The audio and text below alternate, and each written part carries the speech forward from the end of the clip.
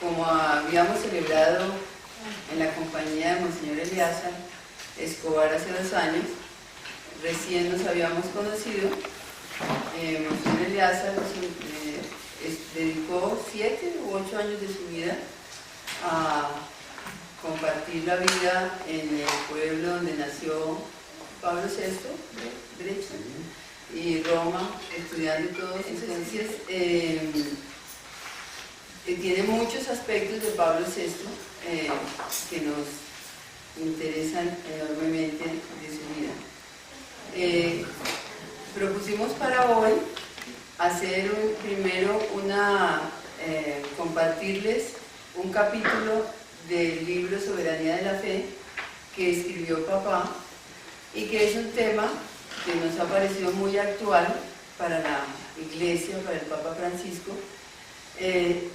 y que es el apoyo para nosotros de las posiciones conceptuales, espirituales, con que Pablo VI le dio al mundo, posiciones tan inesperadas para el mundo de ese momento, 1968, el ver en la anticoncepción una tecnología que nace al mundo en 1960 y que hasta el momento desborda los parámetros éticos frente a esa tecnología, ha sido usada ilimitadamente por todos los médicos y por todos los políticos, y estamos llamados los creyentes y fieles a Pablo VI a considerar su ética. Entonces, esta lectura trae precisamente el contexto en que la Humane Vitae puede ser cita del libro Último Encuentro, Confidencia de Pablo VI a Jean Guiton. Releo a veces el Evangelio del fin de los tiempos y constato que en este momento irrumpen algunos signos del fin. ¿Estamos próximos al fin? Esto no lo sabremos jamás. Hay que estar siempre dispuesto, pero todo puede durar todavía mucho tiempo.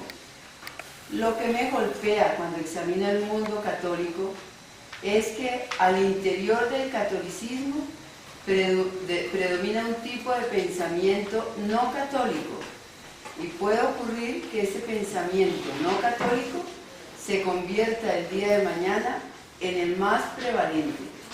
Sin embargo, no representará nunca el pensamiento de la Iglesia. Es necesario que subsista un pequeño rebaño, por pequeño que sea. Es una, como lo es el Espíritu Santo que la convoca, y múltiple como las comunidades convocadas. La Iglesia es, al mismo tiempo, la Iglesia única y las múltiples iglesias locales. La Iglesia local es una categoría eclesiológica cuya expresión histórica pertenece a la Iglesia de los primeros 3 siglos. Es la Iglesia de este o aquel apóstol, o de esta o aquella comunidad. En cada una de ellas existían, recíprocamente orientados, el pastor y su rebaño, el obispo y sus fieles. Esta estructura es la de la Iglesia que existió durante los 3 primeros siglos. Después de la simbiosis de la Iglesia y el Imperio Romano, se producen varios cambios estructurales, aunque la ideología y el discurso eclesial continúan siendo los locales. Hablaremos de las iglesias locales como de un futuro hacia el que ha de avanzar la Iglesia en desarrollo de la identidad teológica adoptada en el Concilio. Nuestra experiencia acerca de las iglesias locales es la de un, comillas, taller, más que la de una iglesia local. Llamamos taller lo que para nosotros es una iglesia local, porque le falta la presencia explícita de un obispo o, en su defecto, de un ministro que lo represente.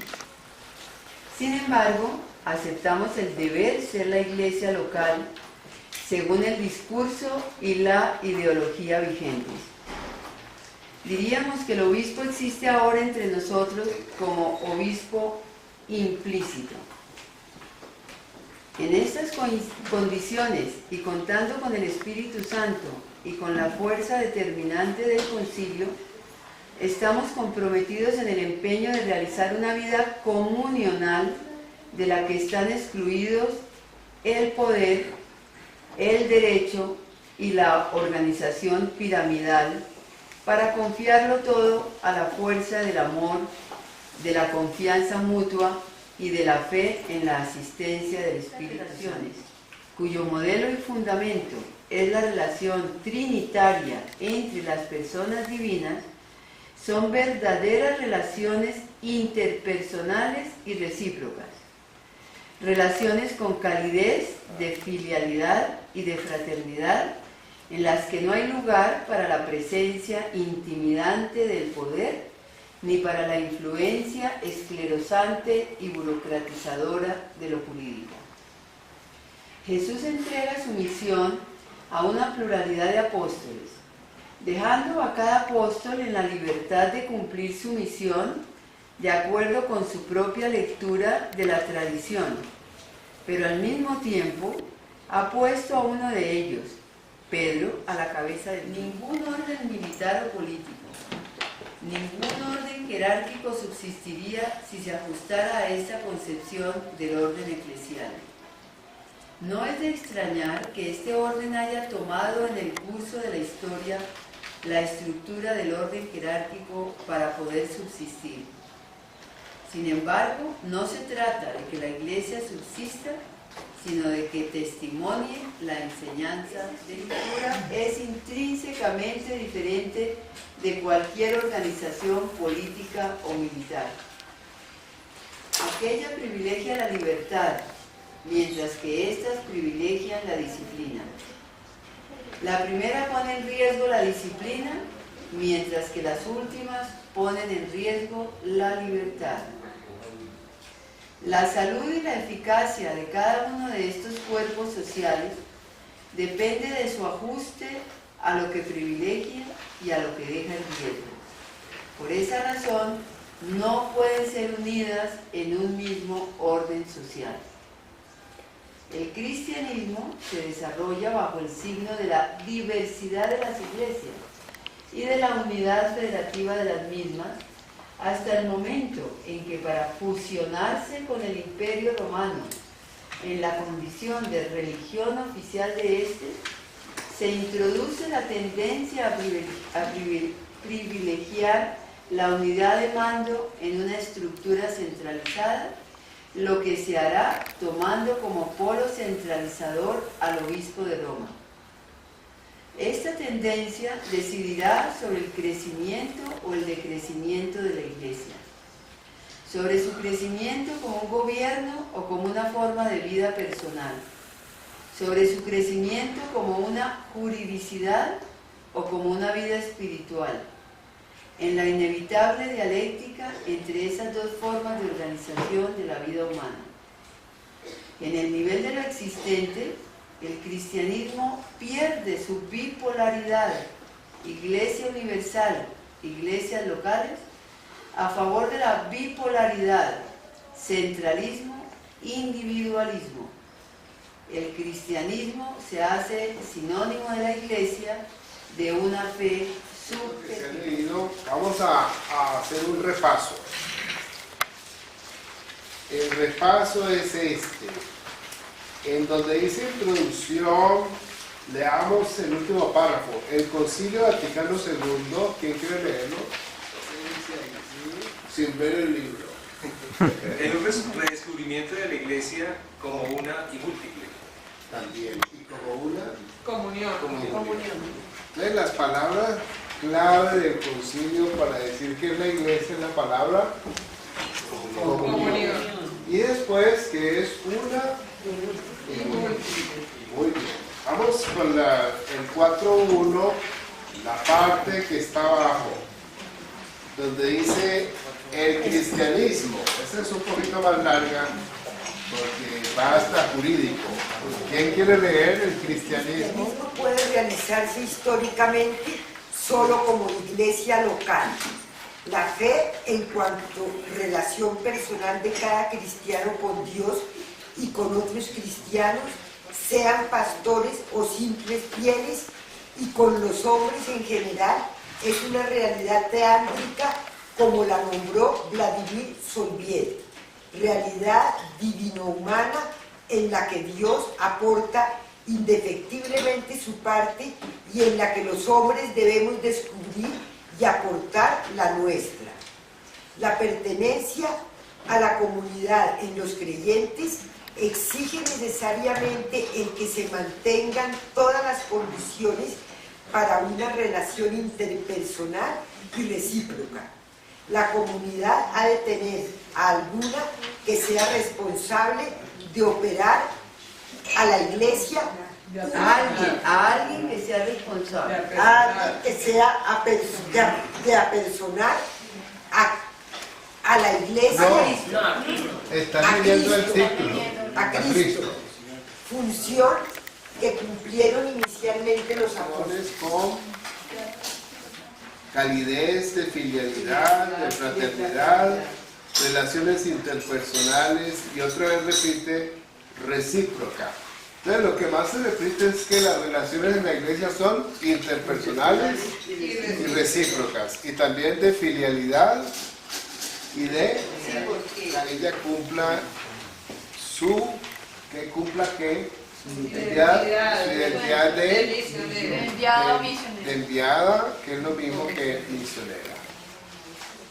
Entonces eso es lo que nos queda de este párrafo, porque se trata de tener el ejemplo de la Santísima Trinidad, en la que el Padre ama al Hijo, el Hijo ama al Padre, el Padre ama al Espíritu, el Espíritu ama. Son una relación recíproca de unos con otros, y el Padre envió al Hijo y el Padre envió al Espíritu Santo. Así la iglesia también es una comunidad de enviadas. Y la estructura comunional. ¿Qué es comunional? La estructura comunional. De comunión. ¿Y la comunión cómo se logra? Con varias personas. Y también con relaciones que... ¿Y qué más? De calidez, Filiales, Y reciprocidad. Entonces lo último es la estructura comunional de la iglesia. ¿Qué? ¿Quién nos lee ese pedazo, por favor? la bipolaridad de ser una y múltiple, y la ausencia de una jerarquía jurídica cambia profundamente con la terminación del régimen persecutorio del Imperio Romano. A nivel de las cápsulas, De las cúpulas. Ah, sí. De las cúpulas, como él todo el día da cápsulas. Ponernos lo que teníamos al principio. Leamos el número 11 del decreto Christus Dominus. Dice ahí, la diócesis es una porción del pueblo de Dios. ¿No? ¿Cuántas diócesis hay en Colombia? No. 12, 20, 50. 68. Y hay 80 obispos en Colombia. Porque además de las diócesis hay unos territorios que son misioneros, ¿no? Que se llaman los vicariatos apostólicos. Y entonces en las diócesis hay un obispo. Aquí somos, ¿de qué diócesis somos? De Bogotá. De Bogotá, pero otros son ¿de qué otra? Usted de la diócesis de Machetá. Hay la diócesis de Cartago, yo soy de la diócesis de Cartago. Hay la diócesis de Palmira, hay la diócesis de Medellín, De Granada. la diócesis de Granada, Meta. Entonces la diócesis es una porción de la iglesia que se le confía a un obispo. Sigamos ahí.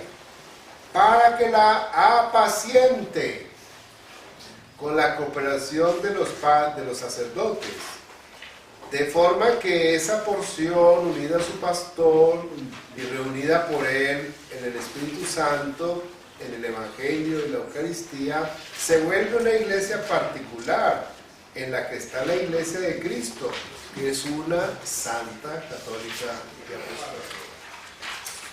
Pablo subraya siempre, como núcleo de la revelación recibida en su conversión, el hecho de que la iglesia lo que debía trazar no era sino Jesucristo mismo. Saulo, Saulo, ¿por qué me persigues? Y yo dije, ¿quién eres, Señor? El Señor dijo, yo soy Jesús a quien tú persigues. O sea, entonces el concilio empezó en el 62 y se acabó ¿cuándo? En el 65. Se acabó en el 65. Duró 3 años el concilio. Juan 23 dijo que el concilio iba a durar 8 días. Pero a él le pareció que era muy fácil, ¿ves? Pero como se murió, entonces le tocó a Pablo VI. La primera pregunta que le hicieron al Papa fue, ¿usted quiere seguir el concilio? Él dijo, sí. Y ese es el hombre del concilio, el santo del concilio. Él es la gran obra, pesada obra, la del concilio, mal pesada. ¿Qué entendía por una pareja humana? Ese fue el problema más grave, a mi modo de ver, de la carta. No que era demasiado divina, sino que era demasiado humana. Es una servidora de la humanidad para desvelarle muchas inquietudes que tiene la humanidad, mostrar mucho lo que el camino que Dios quiere para la humanidad. Entonces eso es la tarea de la iglesia, es servir la humanidad. Algo así se está redescubriendo ahora, cuando la iglesia es perteneciente a la humanidad y la teología lee el verbo e ilumina el presente y le responde. Y en la esfera pública, cuando se deja de lado un laicismo opositor que privatiza y amordaza la religión y se abren caminos para hacer y dialogar con ese nuevo laicismo que entiende la religión como una expresión esencial de la humanidad y no nos avergonzamos de la cruz. Y el concilio nos empuja más allá de las religiones y encuentra razones para decir, dice el concilio, lamenta pues la Iglesia la discriminación entre creyentes y no creyentes que algunas autoridades políticas, negando los derechos fundamentales de la persona humana, establecen injustamente. Por procreación no hay dignidad humana. O sea, si yo no tengo derecho a casarme y a tener hijos, pierdo mi dignidad. La dignidad humana conlleva que yo pueda tener una familia. Y entonces todos tenemos que trabajar para que todos puedan tener una familia. Y el Estado no puede decir, no tengan familia y les doy casa, o les doy una casa de 40 metros donde no cabe la familia. Que eso es otra forma indirecta de desestabilizar un hogar. Les dan 40 metros de casa, o 90 metros, que sería lo mejor. Contexto, y es la relectura de Populorum Progresso 37. Entonces, en Populorum 37 se dijo la relación dialógica, o sea, la necesidad de dialogar con la gente que es distinta a mí, que no piensa como yo, que no cree lo mismo que yo creo. Entrar en relación con ellos. Como decía el Papa Pablo VI de los diálogos con Jean Guiteau, que Jean Guiteau le dice, pero ¿qué clase de diálogo es el que hay que hacer, Santo Padre? Él dijo, lo mismo que hacía San Pablo en la cárcel. San Pablo estuvo en la cárcel, habló con los prisioneros, habló con los guardias, habló con todo el mundo, se hizo amigo, se hizo querer, y un día el guardián le dijo, Pablo, venga a mi casa, coma con nosotros y bautícenos. ¿Ven? Si él hubiera sido refractario a la amistad con el guardia, no había logrado nunca nada.